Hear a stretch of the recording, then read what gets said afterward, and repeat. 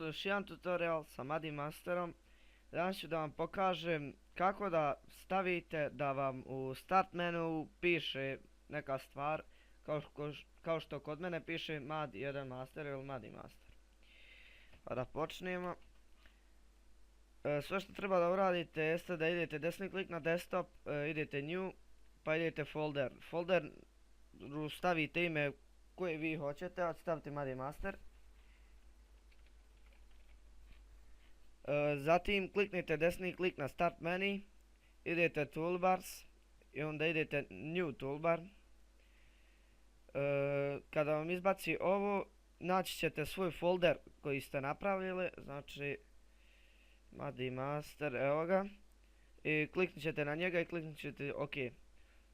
Izbacit će vam na kraju dole, desno dole pored sata i ostale ikonice, izbacit će vam tekst željeni koji ste htjeli napisati. To bi bilo to.